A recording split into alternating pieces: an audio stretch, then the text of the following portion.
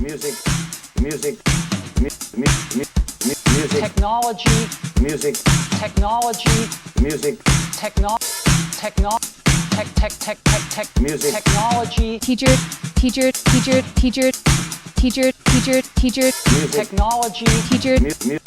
teacher, network, teacher, network, teacher, network, music, technology, teacher, network, music, technology, teacher, network, teacher. network. Hello everyone, this is Heath with the Music Technology Teacher Network, www.mutechteachernet.com. And welcome to this video series I've created about using Noteflight, a cloud-based music notation software program that is a division of the Hal Leonard publishing company. If you're not familiar with Noteflight, it is a very powerful music notation platform. Noteflight Learn was developed specifically for music educators and their students. It is an amazing resource for any music educator, and particularly in the current environment we're working with remote and digital learning. This video series is dedicated to providing some how-to tips and some tricks and uses for teachers using Noteflight Learn in their classrooms. This video will take you through a tour of the Noteflight Workspace and show you some options that you have with how you can customize your own Noteflight Workspace. For this example, I have begun a new project by creating a blank score with a single treble clef line. Let's begin in the upper left-hand corner of the window. This is where you will see the Noteflight icon. I'm using Noteflight Learn with the Google Classroom integration, so this icon may look different than yours if you're not using that integration, which will likely be the subject of another video.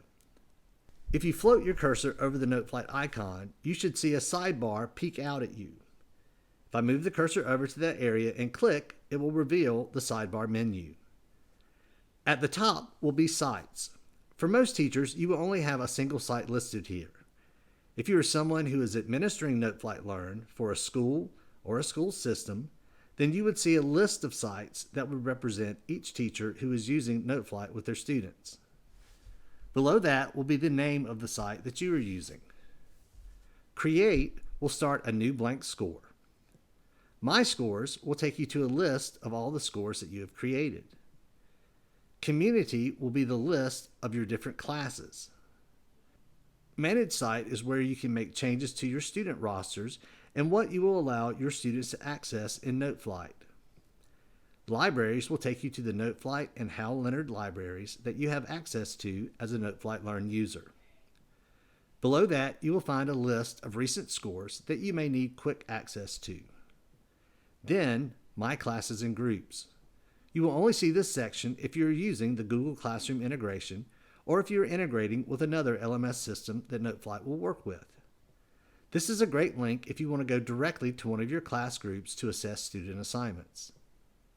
Next is the Help section. Noteflight has a great system in place for users to find answers to questions that may come up while using Noteflight, as well as some great resources for teachers to find lesson plan examples and tips and tricks for creating your own lesson activities. Clicking on the Noteflight icon again will hide the sidebar and take us to the workspace. Working from the upper left corner of the workspace, the first thing that you will see is 3 of the 4 modes that you can work in. The default mode is Edit, that we are in now. Clicking on Play will take you to the playback mode if you want to hear the playback of anything that has been notated. Clicking on Edit will take us back to the default screen. Transcribe will allow you to create notation in real time using a MIDI controller. Notice that the Start button looks like a typical record button. If you have a MIDI-capable synthesizer, then Noteflight will capture and notate the pitches that you play as well as the rhythms as you play them. This is especially useful if you're comfortable playing the piano, which I'm not. Clicking Edit again will take you back to the default and the final option, which is Record. The Record mode will allow you or your students to record an audio track with the notation. This is particularly useful if you want to create a performance assessment or practice assignment where students can hear the notated version of the score, record themselves playing along with the score, and then compare one with the other. Continuing to move across the top of the screen, next is the Save button that I think is self-explanatory, followed by Parts. Parts is where you can add lines to a score, remove lines from a score, or edit the names of the lines of a score. Formatting allows you to customize the appearance of your score. Page View shows you the 4 options of viewing a score in Noteflight. Zoom, well, you know it, right? Keyboard reveals a keyboard view at the bottom edge of the screen. The keyboard is always in view if you're using Noteflight on a tablet, but is optional on a PC or Mac. Next is the guide that gives you quick access to search the tool palette, User's Guide, and Help Center. Finally is Score Details, which is a place that most of us will go to assign Noteflight scores to students either by link, LMS integration, or as a soundcheck score. Next, let's go back to the left edge of the window and look directly underneath the Noteflight icon for the 3 horizontal lines, or what is commonly referred to as the hamburger menu. This is basically your Noteflight toolbox, and there are a lot of tools in this toolbox.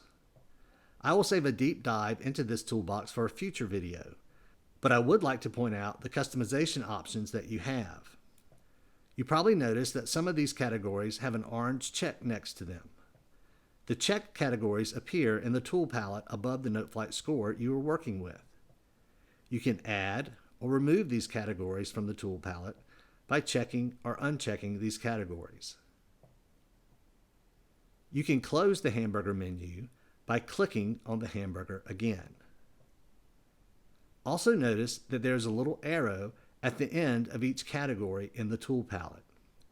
Click on these arrows to view all of the options in that category, or click again to see an abbreviated list of the most common tools in each category. If you decide that you no longer want one of the categories to appear in the tool palette, you can remove it by clicking on the orange category title. That gives you a quick overview of the Workspace in Noteflight Learn. If you found this video to be helpful, I would encourage you to give it a thumbs up and subscribe to the channel. Please feel free to share this video with other colleagues that might find it helpful, and we always appreciate any comments or requests that you leave in the comments box below. MuTech TeacherNet can also be found on Facebook at MuTech TeacherNet or our website www.mutechteachernet.com. I wish you and your students the very best as you teach and they learn about creating and performing music. Support, encourage, inspire, create. This has been a production of the Music Technology Teacher Network.